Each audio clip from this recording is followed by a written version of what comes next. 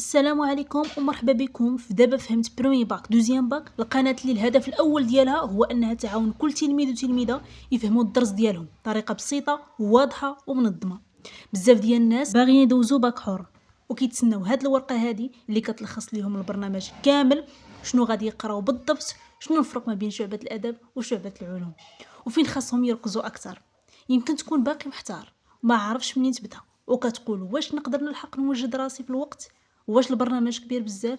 انا هنا اليوم باش نجاوبك كاع على هاد الاسئله كاملين في هاد لا فيديو. ان شاء الله غادي نشارك معكم البرنامج الرسمي ديال باك حر، سواء كنتي في شعبة الادب او شعبة العلوم الفيزيائيه او العلوم يعني الحياه والارض. غادي نشرح لكم ماده بماده وغادي نعطيكم لمحه واضحه باش تخرجوا من هاد لا فيديو ان شاء الله عارفين الطريقه ديالكم من الاول حتى الاخير.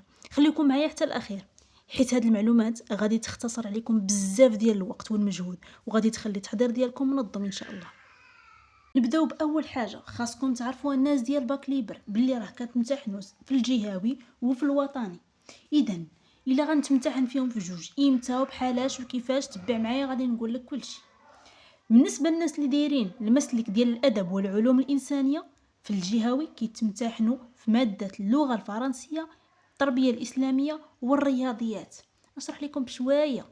الفرنسيه كدوزو ديال الباك، عافاكم، ديال البكالوريا ماشي ديال برومي باك. الفرنسيه ديال الباك، التربيه الاسلاميه حتى هي ديال الباك، الرياضيات حتى هي ديال البكالوريا. يعني البروغرام ديال الباك متمدرس غادي تتبع معاهم عادي.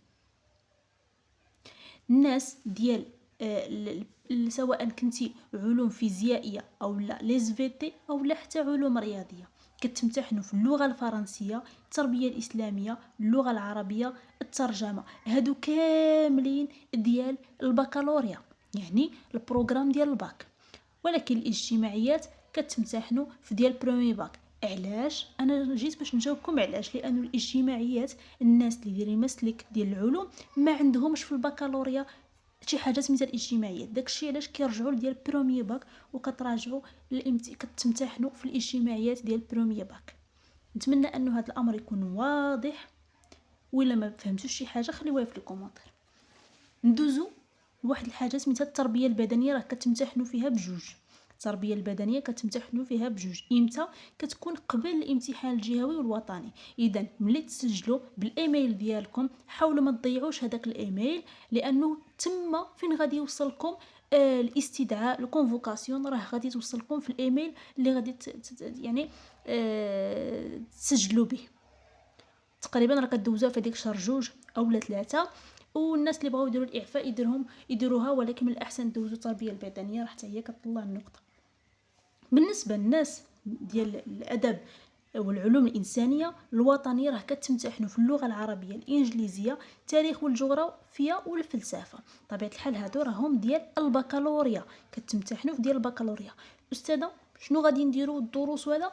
هادشي نفسه ديال متمدرس. داكشي اللي كيقراو الناس اللي كيقراو في المدرسه هو نفسه اللي كتقراو، والامتحان كيكون موحد. يعني نهار الوطني الامتحان اللي عندكم راه هو اللي كيكون عند الناس ديال المتمدرس. بزاف ديال الناس غالطين في هذه المعلومه، كيصحاب لهم بلي راه ديال باك حر بوحدو وديال المتمدرس بوحدو، ولكن راه نفس الامتحان. الناس ديال البي سي وليز في تي وحتى سيونس مات راه كيتمتحنوا في ماده الفيزياء، الماده ديال ليز في تي، الفلسفه، الانجليزيه والمات. وهاد الدروس راه كيكونوا ديال البكالوريا طبعا.